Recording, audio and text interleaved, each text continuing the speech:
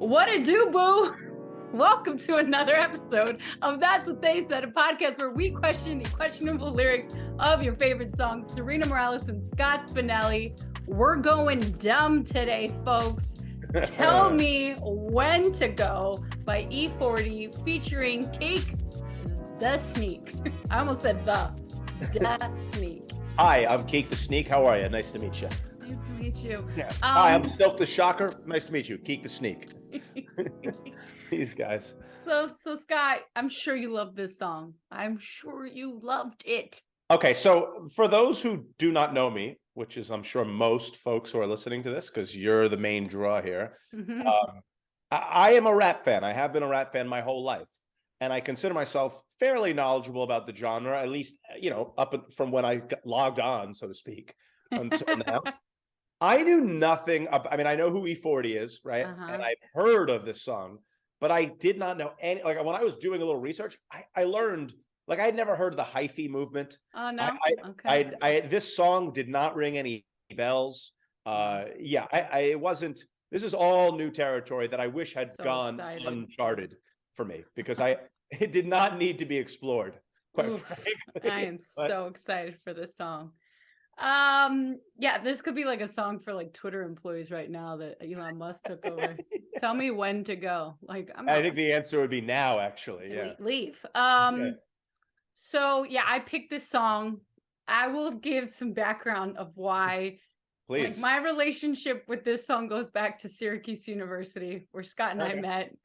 And this actually might have been prior to us meeting, because we met late in our college experience somehow, even though there was like a really tight group of people and we knew all the same people, but we didn't meet until the end. But I know. We would have killed each other if we'd met very early on. That's a good point. We have to have a continent separating us now. So yeah. Yes. The shine parties, which were basically like all the minorities from like New York City. I had heard rumors about them. I wasn't invited, looking the way I do, but yeah.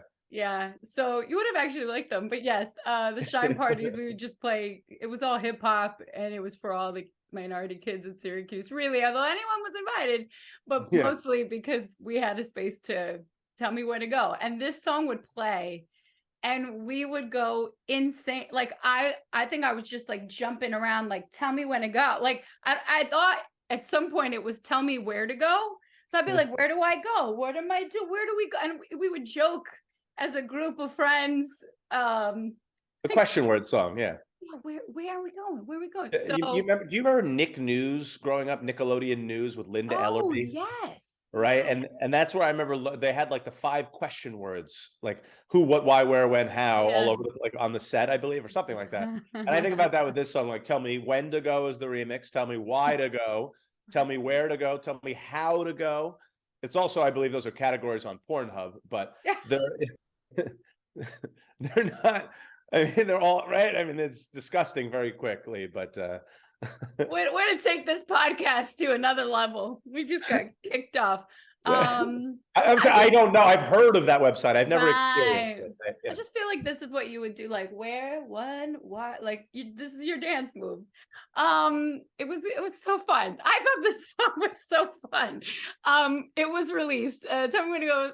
The first single from E-40's debut, My Ghetto Report Card, that was released February of 2006. So his debut on that record label. On that record, he's had a gajillion. I say that because when I looked him up, I saw debut and I was like, I'm pretty sure E-40 didn't start in 2006. Like he had been around for a while. And then for whatever reason, like the way it was like anyone cares what his first Warner Brother Music record, like that's something that no regular person cares about. It's so weird that everywhere we looked, it like makes a point to note that was his first album on that imprint. Who cares? Well, because I think that was when he really made it, because that was the whole, because all of his, like, he's self-produced and he's self-made, but like he wasn't recognized by the big labels. And then Lil Wayne produced this song. Lil Jon. So, oh my gosh, excuse me. The Littles. Lil Jon produced the song, and I think that helped him kind of get to, well, it reached number 35 on the Billboard 100. And it kicked off, as you have now learned, the hyphy movement. Yeah, I mean, I mean, let's just start right away with what the song is sampling, right? I mean, the song is sampling a Run DMC song called "Dumb Girl," and it just plays the same word over and over again. Like, you know that expression when someone tells you who they are, believe them. This song basically is just telling you it is a stupid song right from the jump. There's no reason for you to question it any further than that. It's like they're telling you they're dumb, meaning this song is stupid. And yet, here we are 3.5 minutes later, still listening to it. Tell me where to go. Yeah, it also popularized Ghost Ride the Whip. So like, I didn't know that. I didn't know that this came from that. Yeah, I was so excited. I mean, again, we learned so much from this song. And for those that don't even know, ghost riding, you put your car in neutral, you crank up the volume, and then you get out of your car and you hope you don't crash into anyone. And then you dance like it's no big deal because the car is going so slow. Sometimes people get on their car and it's fantastic. I've never ghost ridden my whip.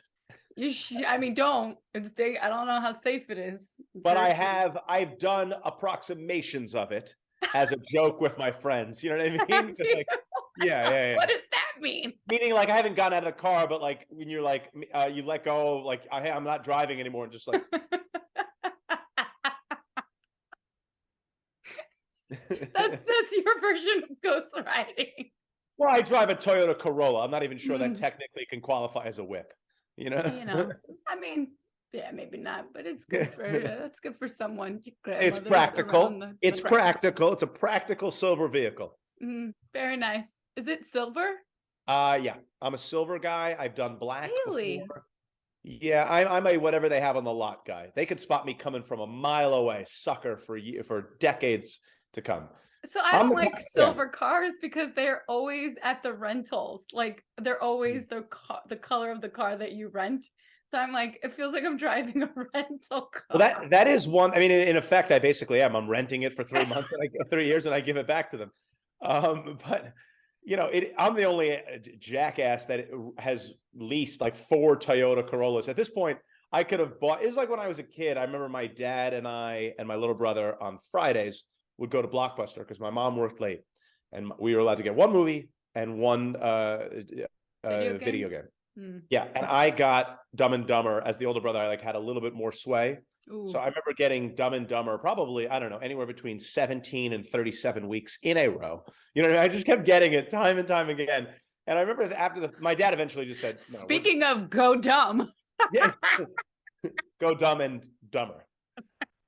And I just remember thinking, after the fact, we could have owned this movie multiple times over. That's basically what it is for me with Toyota Corollas. Like, I could have purchased 3 of them by now, but yet for some reason, got to keep the new lease. So got to keep the new lease, keep it fresh. It is kind of hilarious that you just joked about people going dumb, and this man just rented Dumb and Dumber a gajillion times. Bought the movie how many times? We owned rights to it. I think Jim Carrey owes my dad money, actually. All right. So anyway, this was a song that got E-40 to the mainstream level. E-40, aka Earl Taiwan Stevens Sr., and Keak the Sneak, aka Charles Kenty Bowens. I love their actual name. I'm like, yeah, their government names are fantastic. Oh my gosh! Like, hello, I'm Charles Bowens. Nice to meet you. Like, what? No, it's Keak the Sneak. I've always wondered that. Have we had this discussion on this podcast? I can't remember, but I've always wondered, like, when you're a famous rapper and your name, like, obviously Marshall Mathers, people can just call him Eminem. It's the same basic thing. Dre, Dr. Dre. I think we have discussed this on this podcast, but like with guys whose names, like E-40, obviously maybe just call him E and it's fine. But like Keak the Sneak, or even like, I guess, like a Busta Rhymes. Like, do people call him Bus? Or do they call him Trevor? I think at some point it must just change to Bus. At some point, because so many people know your name. Yeah, because I'm not even doing like the corny thing of like, I wonder if they call him Mr. Rhymes. Like, I'm not saying that. I just mean like him and Leanne are brother and sister. Leanne and Busta Rhymes. I don't like, there's this element of like, what are you called? And a lot of rappers, it sort of just flows. But like, I imagine most people just call Snoop Dogg Snoop. No one calls him Calvin. Yeah, no, I don't think so. Like E-40 also makes, Earl, E, and then like, I don't know, he probably had like a 40 ounce or something like that. Sure. E-40. Yeah. And But just calling him E makes sense. Yeah. yeah, Keak the Sneak, like, yo, Keak, yo, I mean, Sneak, hey. maybe KDS, who Yeah, knows? I don't know. Keak the Sneak, who has the best raspy voice. I was like, I actually don't understand his lyrics. I never did. I have to like read the lyrics. Nobody does. But he was shot and paralyzed in Shit. 2017. Yes. But still he had coined the term hyphy.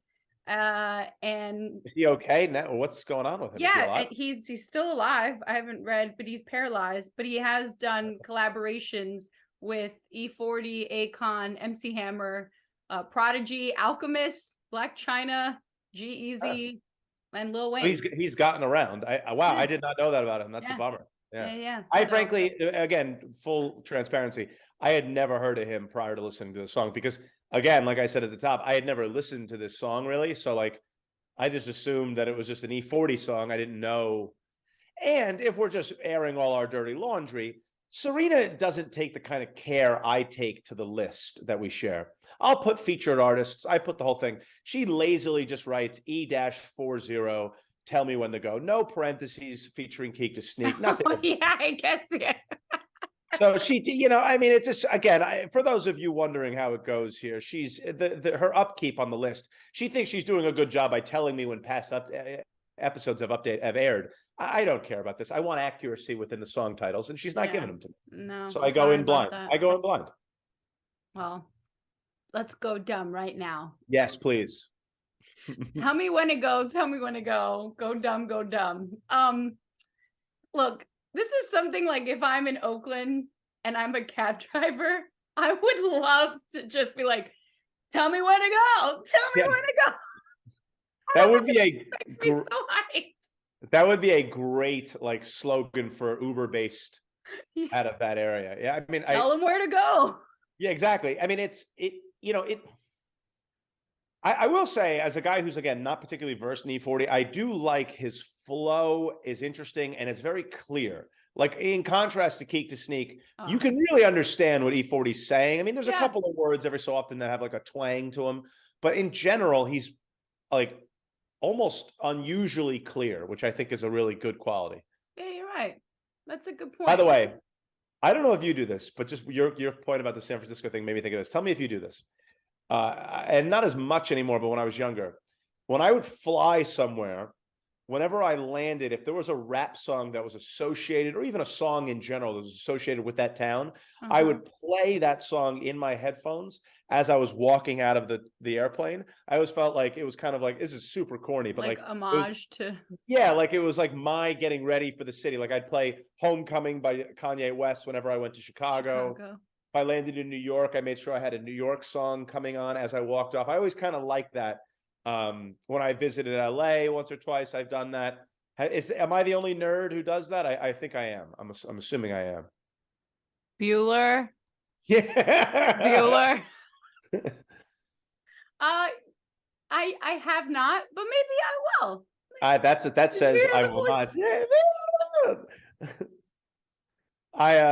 It's funny you do that Bueller thing again. We're going off field here, but real quick. Someone did the Bueller thing to me recently, and I didn't respond. And they go, "You know what that's from, right?" I was like, "Yeah, I didn't respond because it's not funny, not because I don't know what it's from. Everybody knows what it's from." Well, thank you for responding in this podcast. No, I didn't mean yours. I didn't mean yours. I meant in the context of when it happened, not you. Okay. I'm like, come on. No, come on, not you. You're never not funny. I know. Oh, Jesus Christ, that dread, so shake 'em. I love this song. I love this song so much. And I'm from New York, so the West Coast hip hop rap scene is very different for me, but it brings me back to college, and who doesn't want to think about that? I appreciate it because he's like, Jesus Christ had dreads, sure, shake them. I ain't got none, but I'm planning on growing some. So he's like, all right, I got aspirations. I'm in. Yeah. And then I did appreciate because he's like, imagine all the Hebrews going dumb, dancing on top of chariots and turning tight ones. Like I thought, imagine like Jesus going wild, or like the Romans, they're on their chariots Like, what do you think they bump to? Because it's so, you're like, yeah, let's go. Like, they're not all proper.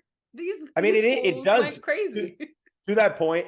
It does make you wonder, like, if you could ever time travel and just play any song, Oh their yeah. heads would explode. You know what I mean? Look, what if they played "Tell Me When to Go" for the Romans, If like you go before they back went to to war? the Last Supper, if you go back to the Last Supper, and like the soundtrack is provided by E-40. Jesus is like, I got to figure out when I'm going. Yes, and then the rest of them are Bum, like, bum, bum, bum, bum. that's actually the scene you've seen depicted. That image, E-40 was playing in the background of that scene. Oh my God. Yeah, there's a boombox if you look really closely, you can see it. But I don't know. my, It brought something to my head. Go ahead. my favorite line in that first verse, I think it's in that first, yeah, in the first verse, was he goes talking talking on my Getro on the way to the store, my second or third trip, some Henny, some Swishers, and some Listerine strips.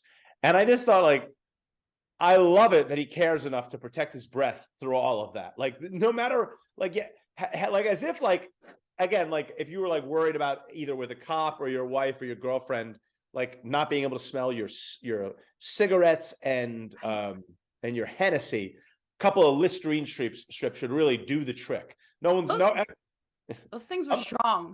They were. I used to eat them like candy, actually. Take Really? like 3 like at a time. Yeah. Oh man, your breath must have been amazing back then. Yeah, until it ran out in 45 seconds. I know, you could go through those things really quickly. My There dad would was buy something like fun huge about packs of them. letting them dissolve on your tongue. That was kind of fun. Did you do that? Did you just take the entire pack and No. Okay, I took one at a time, but I'm saying I would just leave it there and just let it sort of go. Are those still around? Because I think those were genius. I don't know if they are. I did see a Shark Tank thing that was very similar for ketchup. It basically took ketchup and put it as like a slice of cheese, that kind of thing. I don't like that idea. Yeah, well, I don't think they asked you. You weren't on. All the sharks are out, but we do want to check in with Sarina. Sarina, call Sarina. No. I don't like Okay. that. Tell them when to go. Tell them that they can go now.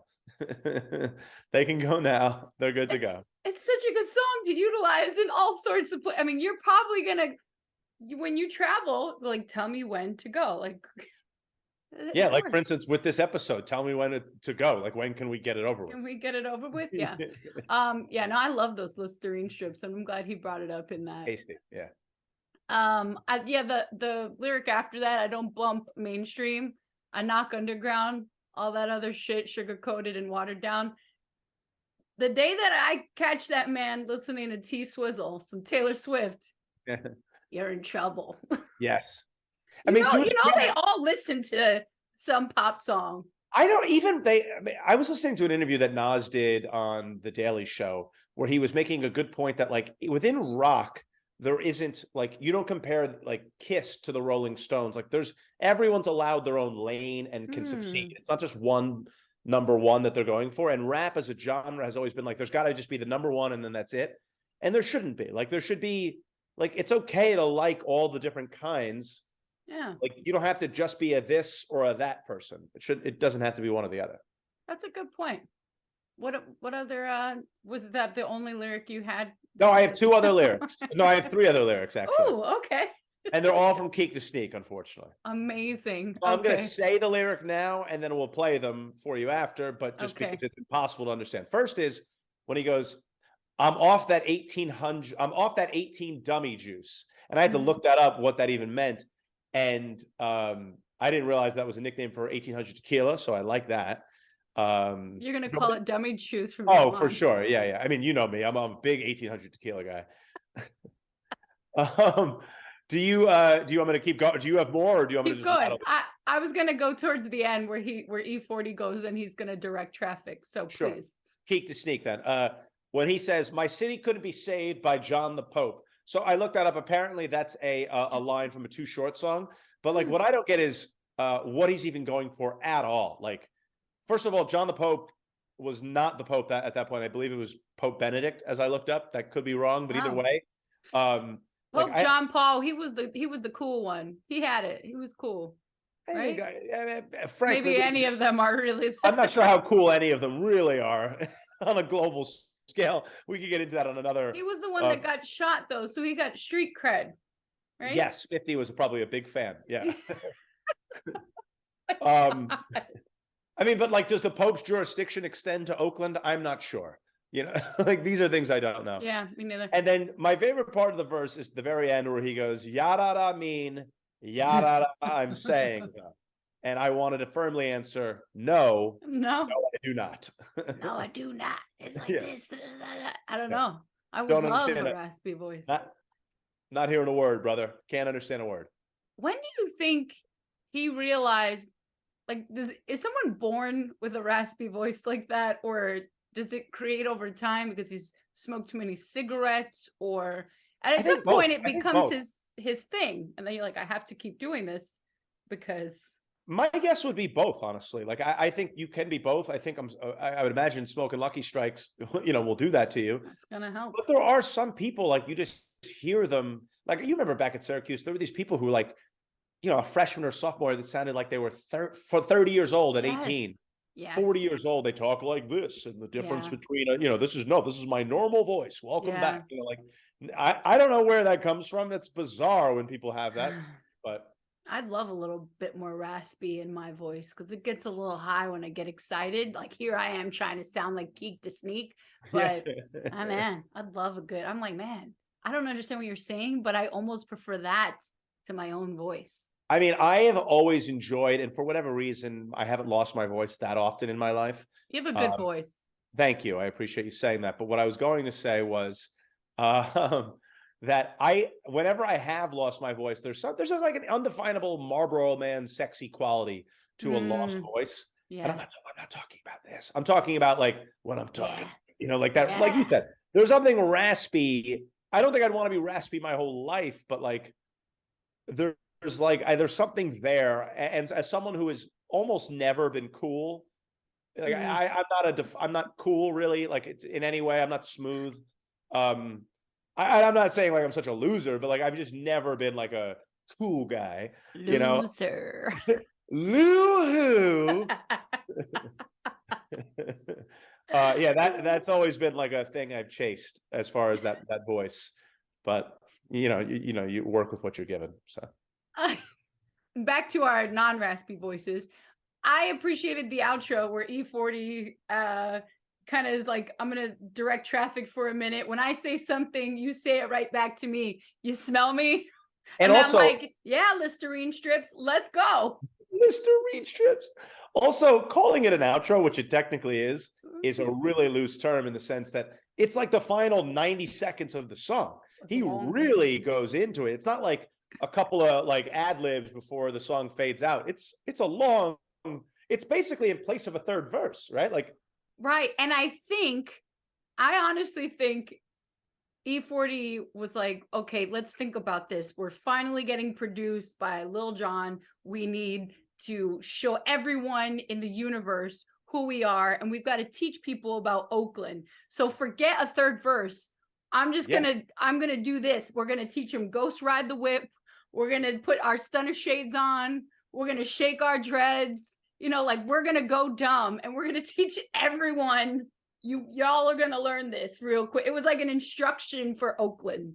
Yeah, and to your point, if talk about capitalizing, if that's the moment that they all sort of, when you listen back to people talking about it, they all knew like this was going to be a smash record, and it was, and so it's a kind of a good idea, like capitalizing off the time where you're going to be huge, as big as you'll ever be, to make your mark or your imprint in whichever way you want. It's fantastic. I think the instructions help them be bigger. Like I'm like, oh, how do I do this? When do I go? Here's how I do this. When do I go? Final thoughts? It's a catchy song, Scott. It's not for me. I like songs with a little bit more harmony, a little bit more rhythm, a little bit more melody. This doesn't quite have that. I would say my grade on his Ghetto Report card is probably a C-. Okay. Man, A+. This is a banger. This was me in Shine at Syracuse. Just doing this. Where do I go? I don't know. When? Doesn't matter. Yeah, I mean, really, if you listen to the song, the takeaways are like, take drugs, appreciate Oakland, get in a car and put some sunglasses on and you're good. I can't argue with any of that. Yeah, I really can't. Oh, good. Well, that's it. That's another episode of That's What They Said. Sarina&Scott Spinelli. We will see you at another time. Tell me when to go. I think we can go now. We can go. All right. Okay. Go dumb.